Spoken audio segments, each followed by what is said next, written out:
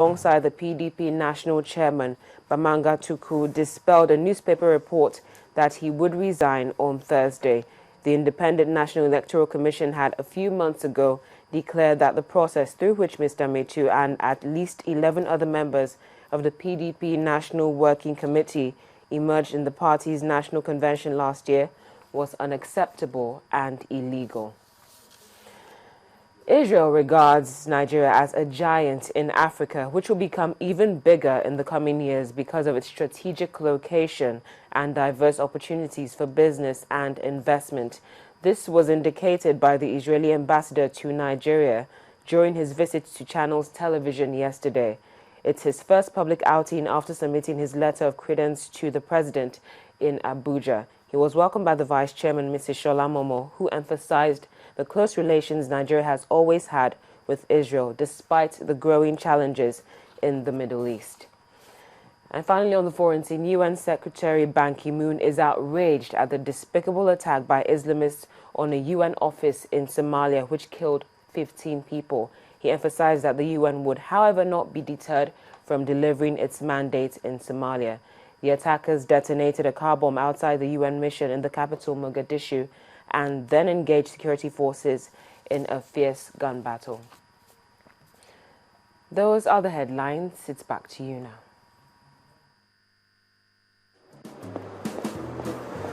Hello, sir. I'm from the bank down the road, and I'm here to offer you the best rates on your investment. How great. Very great. My bank gives me farming. Yeah. Which bank is that?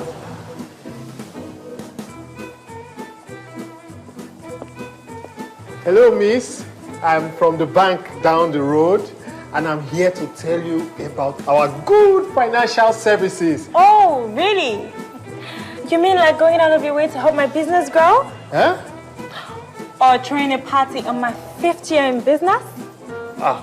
My bank offers me much more than financial services. Diamond Bank? A bit of advice. You need a new bank.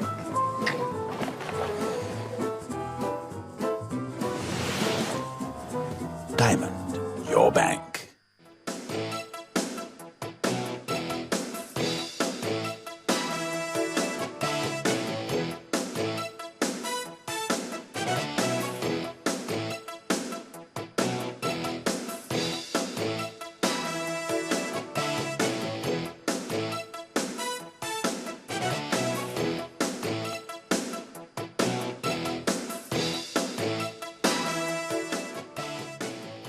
Well, yes, indeed. Chukwuma Ezeala joins us now. He's a legal practitioner. Morning, and thank you for coming on today.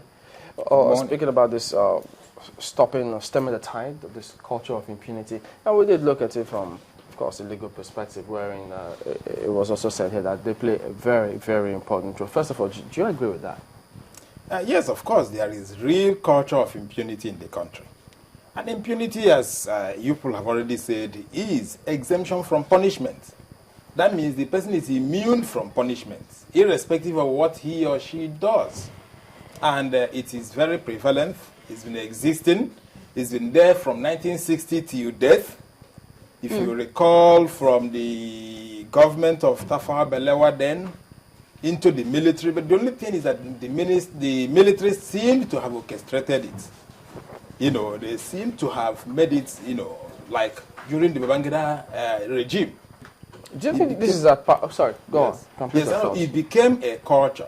It became almost a way of life, you know. So you recall that I was watching Nigerian documentary yesterday again, and when Murtala Mohammed came, he tried to see how he could stop the culture of impunity. Again, when Buhari Tunde Idemo regime, they also, the whole gamut of their speech was on how to stop the culture of impunity.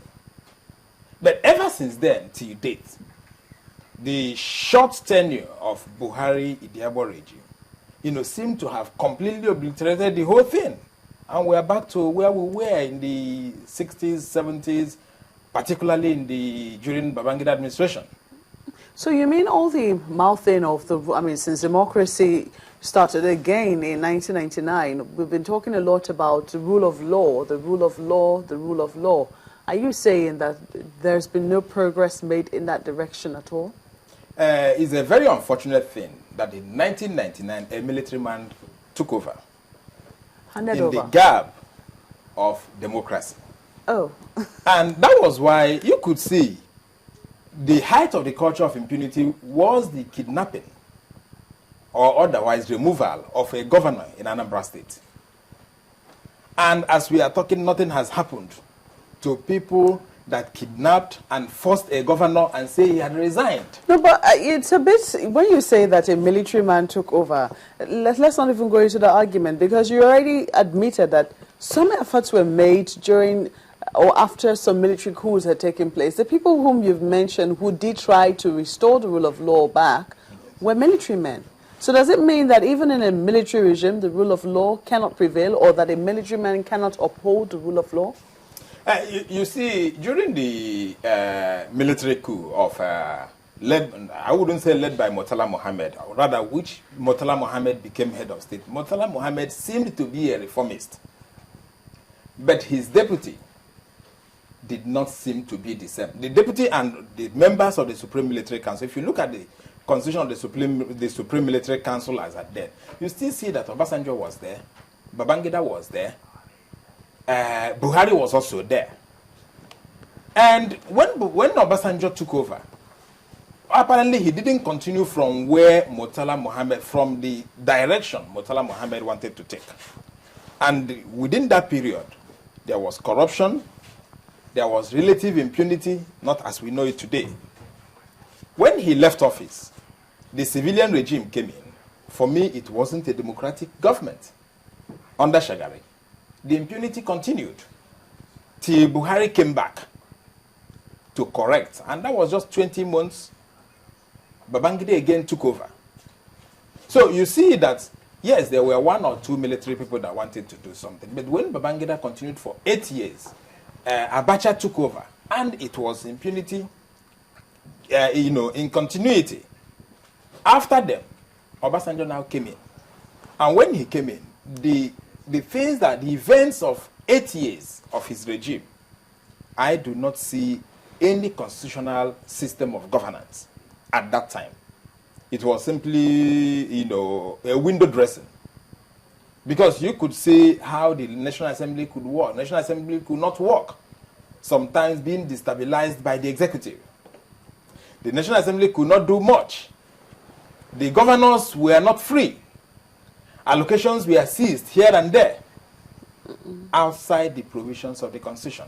So you see, when the head could act without law, when the head is immune from law or is immune from prosecution, what do you have? And some people say that that's because we're just returning to democracy and it was going to take a while to stabilize, because shortly after that, when President Yaradua, God rest his soul, took over, they say that some amount of sanity in terms of obeying the rule of law did come in. We did see allocations that were seized, returned, or released. We also saw judgments, court judgments, even though some people questioned why that had to be. But we saw court judgments that were pronounced by the court being enforced, or being, enforced by the president, being encouraged by the president for enforcement.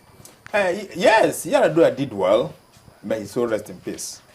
You see, when he entered, he tried to steer the ship back to normal. But his health didn't allow him, and the lieutenants, who were also part of the formal government, took over.